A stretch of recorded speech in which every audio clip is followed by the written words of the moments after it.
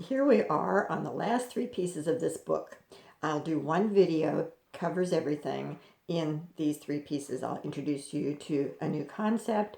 And the first one, Jingle Bells, this is just for fun. You can do it, just a little bit review, still in the D major scale, and just have fun with it. If it's a Christmas, play it for somebody.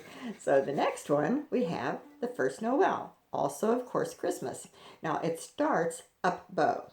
And the bowings on this are a little bit tricky. So hopefully you've gone back to the beginning of the book and done the basics with the slurs. But it's good to do the slurs here. Otherwise, it's going to sound quite choppy and be actually a little more difficult. So did Jingle Bells. I don't need to play that for you. Then here on First Noel, start up bow. Make sure your second finger is up on the second piece of tape so it's in tune. And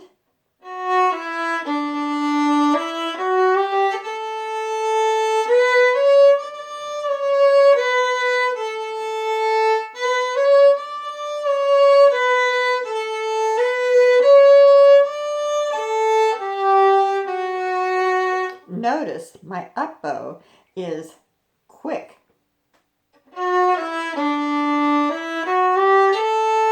Quick. Quick. Quick. Quick. Quick.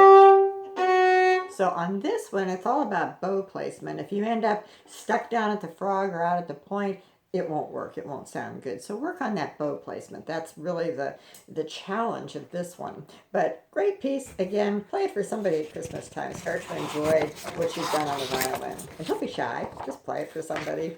The last one, I'm going to introduce you to something new. Two things. Look at the first line at the third measure, where you have two down bow markings on the open E string. Okay, open E, you'll go down with a stop and continue down. On this, you also have slurs. Works best to do the slurs on this. Otherwise, you have sa, re, di. You have kind of a choppy sound, but if you can slur three notes, do this for me. Down, down, down. Just do that. Down, down, down. With all three notes slurred together. And then up bow, gauge your bow so you get back, so you can do the same thing again. Gauge your bow. Use a whole bow going up so you have some place to go. And then, what I just showed you, down, up, down, down, up.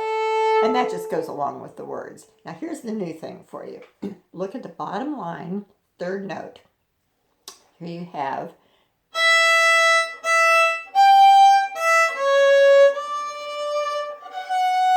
you have up above the staff, the second, and this isn't in your chart, but I'll just tell you what it is. This is up above the staff. It's the second finger on the E string. So you have your second finger on the E string. And what you're going to do is bring this second finger that's been up over the tape all this time, you're going to bring it back and have it really, really close to the first finger. Okay, so this is called G sharp. We'll get into this more. And this is called G natural. And this is setting you up for the next book because we're going to start to work in naturals. This is called a high second finger when you're up over the tape. And this is a low second finger. And if you don't play low second finger here, you're going to be playing the wrong note. It's not going to sound right. So this is what it is in Silent Night, a good preparation for the next book. Now you have to be careful because what happens sometimes, the other fingers want to come sneaking back too. They think, oh, second finger went back, think I'll go back too. And because of the way your finger is webbed there, it does tend to want to do that. This is pretty easy to keep apart. This, not quite so much. So just be careful that the third finger doesn't move. It stays right where it had been. So down, low second finger, then back to high second finger again on the A string. It's just that one note.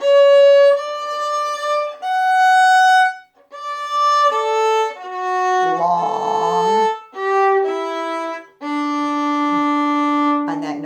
the dot, make it a little bit longer, and we'll talk more about that. Oh, I hope you've enjoyed this book, and I will see you next time for book 3.